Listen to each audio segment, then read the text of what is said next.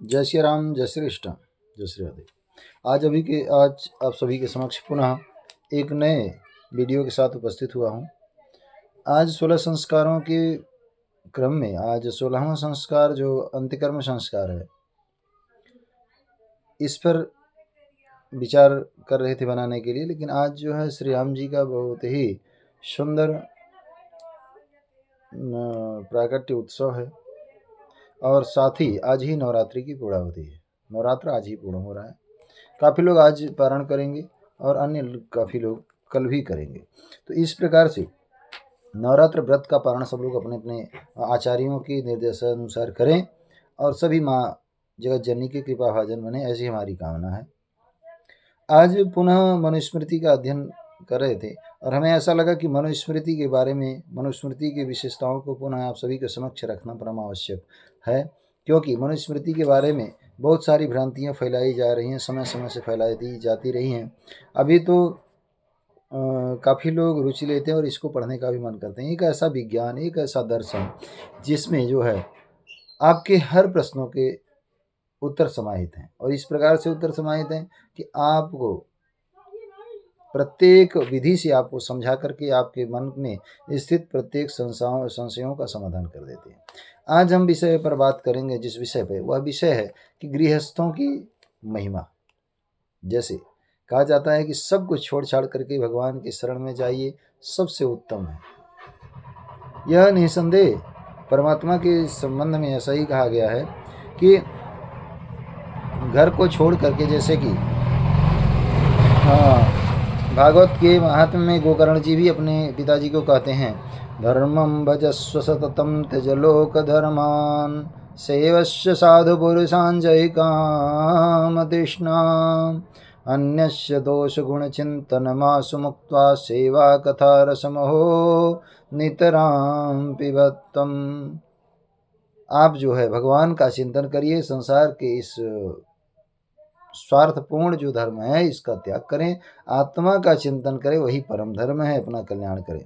तो वह परम कल्याण करने के लिए ही यह मनुष्य जन्म हुआ है, मनुष्य का शरीर हमको मिला है। और यह सभी शास्त्र कहते हैं, सुर दुर्लभ सब ग्रंथ ही गावा। और भागवत में भी कहा गया है, नायम देहो देह भाजम लोके कष्टान कामान रहते विभुजाम। यहाँ कहते हैं गृहस्थ धर्म सबसे श्रेष्ठ है, क्योंकि यदि भगवान को भी अवतार देना होगा तो किसी गृहस्थ का ही आश्रय लेंगे, किसी माँ का ही आश्रय लेंगे। इसलिए गृहस्थ धर्म सबसे महान है। और गृहस्थ धर्म ही एक ऐसा है, गृहस्थ आश्रम ही ऐसा आश्रम है जहाँ सबको आश्रय मिलता है। ब्रह्मचारी का अध्ययन करते हैं, ब्रह्मचर्य का अनुष्ठान करते हैं, वेद का अध्ययन करते हैं, गुरु सेवा शुश्रूषा करते हैं और भिक्षाटन इत्यादि करते थे। तो उसमें भी जो है धन की आवश्यकता पड़ती थी, अन्न की आवश्यकता पड़ती थी, वह गृहस्थों से प्राप्त होता था। और सन्यासियों को भी गृहस्थों से ही प्राप्त होता है, वानप्रस्थियों को गृहस्थियों से प्राप्त होता है। हमारे चींटी और जो हैं, इनका कहा गया है कि जो सबसे ऊपर का भाग है या मनुष्य के खाने के लिए, बीच का पशुओं के लिए और सबसे नीचे का जो जड़ है वह चींटियों के लिए अथवा छोटे छोटे मोटे कीड़ों के लिए भगवान ने निश्चय किया। ऐसा शास्त्रों ने वर्णन किया है कि सबसे ऊपर का भाग, फल का भाग जो है वह मनुष्यों के लिए, मध्य का भाग जो है वो पशुओं के लिए है, नीचे का भाग कीटाणुओं के लिए, कीट मकोड़ों के लिए। शास्त्रों में ऐसा नहीं थे।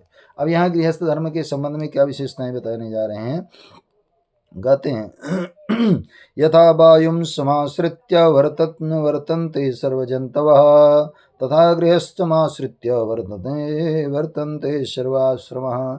जिस प्रकार वायु के आश्रय से सभी प्राणी जीते हैं, यदि वायु न रहे तो प्राणी जी नहीं सकते हैं, ऐसे ही गृहस्थ आश्रम के आश्रय से ही सभी आश्रमों का पोषण होता है। यदि गृहस्थ सन्यासियों के भिक्षा का व्यवस्था न करे, भोजन इत्यादि का आहार व्यवहार का व्यवस्था ना करे, उनको सम्मान ना दे, तो वह संन्यास धर्म कैसे निभा सकेंगे। इसलिए गृहस्थ धर्म सबसे श्रेष्ठ और सबसे मजबूत, सबसे जिम्मेदारी वाला यह कार्य है कि घर में रहते हुए भी भगवान का चिंतन करें।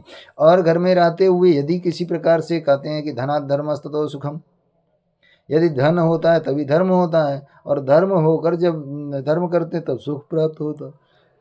तो कहते हैं यदि धन नहीं है तो क्या करें, हमें क्या करना चाहिए? गृहस्थियों के लिए बहुत महत्वपूर्ण और जानने योग्य बात बताते हैं कि यदि आपके पास दान के लिए धन नहीं है, यज्ञ के लिए धन नहीं है, या अन्य किसी कार्य के लिए आप किसी तीर्थ में जा करके स्वाध्याय तपस्या इत्यादि करेंगे, वहाँ रहेंगे, तो आपको कुछ न कुछ धन की आवश्यकता पड़ेगी।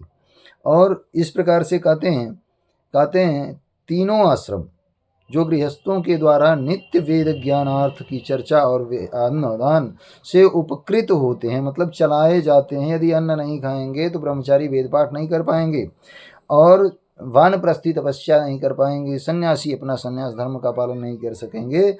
इस कारण सर्व आश्रमों में श्रेष्ठ सबसे बड़ा क्या है? यह गृहस्थाश्रम है। यह मनुस्मृति का सिद्धांत है। कहते हैं यह स्वाध्याय यज्ञ, यदि सब कुछ नहीं कर पा रहे हैं, कुछ भी दान पुण्य नहीं कर पा रहे हैं, तो सबसे उत्तम क्या है?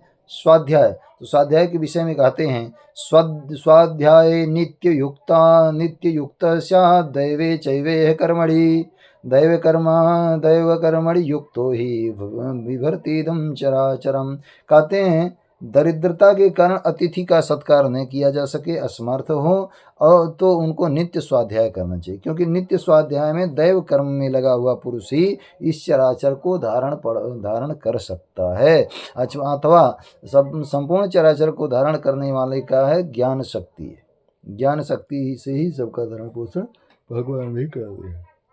और कहते हैं यदि अक्षय सुख की प्राप्ति करनी हो तब भी स्वाध्याय करना चाहिए। कहते हैं यस्मात्रयोप्यश्रमिणो ज्ञानेनानेन चान्वहं गृहस्थेनैव धार्यन्ते तस्मात् ज्येष्ठाश्रमो गृही। यह तो बताया कि ये सबसे श्रेष्ठ कैसे है। आगे कहते हैं स सौंदर्य प्रयत्नेन स्वर्गमक्षयमीक्षता सुखम चेक्षता नित्यम योधार्यो दुर्बलेन्द्रियः। कहते हैं अच्छे स्वर्ग को पाने की इच्छा वाले व्यक्ति को इस लोक में भी सुख चाहने वाले को प्रयत्न पूर्वक गृहस्थाश्रम का पालन करना चाहिए। गृहस्थाश्रम का धारण करना दुर्बल इंद्रियों से नहीं होता है। यानी गृहस्थाश्रम में रह करके आप अपने इंद्रियों को नहीं जीतेंगे तो आप धर्म कर्म नहीं कर सकते हैं, क्योंकि सूर्योदय से कम 1.5 घंटा पूर्व जग करके अपना शौच इत्यादि से निवृत्त हो करके सूर्योदय के पहले ही जो है संध्या इत्यादि का प्रबंधन करें। देव यज्ञ और जो है ब्रह्म यज्ञ का अनुष्ठान करें, पितृयज्ञ करें, उनका संध्या तर्पण इत्यादि कर्म करें। मध्याह्न में मध्याह्न संध्या करें, शाम के लिए सायं संध्या करें, और ये सब करते हुए अपने परिवार का भरण पोषण भी करना है। इसलिए अगर आपकी बुद्धि स्थिर नहीं है, आपका मन स्थिर नहीं है और आप तपस्वी नहीं है, जितेंद्रिय नहीं है, तो आप गृहस्थाश्रम का पालन नहीं कर सकते। गृहस्थाश्रम का मतलब यह नहीं कि पुत्र परिवार आप इकट्ठे हो जाएं, किसी एक विशेष घर में रहने लगें और वही जो है आपका गृहस्थाश्रम हो जाएगा। गृहस्थाश्रम वहाँ होता है गृहस्थ, गृह यानी कि इंद्रियों में स्थित होते हुए भी इंद्रियों के विषयों को जीत करके अपने स्वभाव के अनुसार, अपने स्वाध्याय के अनुसार, तपस्या के अनुसार आप अपने उन विशिष्ट कर्मों से परमात्मा की प्राप्ति के लिए विशिष्ट कार्य कर सकें। इसलिए स्वाध्याय यज्ञ है, तप यज्ञ है, गृहस्थाश्रमियों को यह करना चाहिए। और गृहस्थाश्रमियों को सब थोड़ा त्याग की विधि सिखाई जाती है कि दान करो। दान करेंगे, मेहनत से कमाई हुए धन का दान जब करेंगे तो उस धन के प्रति मोह खत्म होगा, और मोह सकल व्याधिन कर मूला। सभी व्याधियों का मूल क्या है? मोह है। और अज्ञानेन आवृतम ज्ञानम तेन मोह्यन्ति जंतवः। अज्ञान से होता है आवृत ज्ञान, इसलिए मोहित हो जाते हैं सभी जंतु, मोहित हो जाते हैं सभी जीव, मोहित हो जाते हैं। इसलिए नित्य प्रति जब हम स्वाध्याय करते रहेंगे तो हमें तत्व का, सत्य का ही अनुभव होगा, सत्य तत्व का ही अनुभव होगा। और यदि हम स्वाध्याय से विचलित हो जाएंगे तो हम पथभ्रष्ट हो जाएंगे। इसलिए प्रत्येक ब्राह्मण को, प्रत्येक गृहस्थाश्रमी को जो सच्चरित्र हैं और सदगृहस्थ हैं, ऐसे लोगों को स्वाध्याय परायण होना चाहिए। हम जल्दी ही प्रयासपूर्वक एक संक्षिप्त सनातन संस्कृति, जो संक्षेप में आप सभी को जानने योग्य एवं हमारे तमाम ऐसे मित्र और बाहर के भी तमाम सारे ऐसे लोग हैं जो सरकारी पदों पे, सरकारी अथवा गैर सरकारी पदों पे स्थित हैं और समय के अभाव के कारण संसार के तमाम कामों को जो है करने वाले अपने जीवन में अस्त व्यस्त जीवन जी रहे हैं। धर्म के बारे में, संस्कृति के बारे में जानकारी नहीं है और उनकी जिज्ञासा है कि हम इसको कम से कम समय में कैसे जानें। ऐसे लोगों के लिए हम जल्दी ही यह जो है भगवत कृपा एवं गुरु कृपा से हम जो है संक्षिप्त सनातन संस्कृति का आप सभी के समक्ष एपिसोड शुरू करेंगे, जो कम से कम 7 और अधिकतम जो है 12 से 15 एपिसोड होने वाला है। फिर मिलते हैं, तब तक के लिए जय श्री राम, जय श्री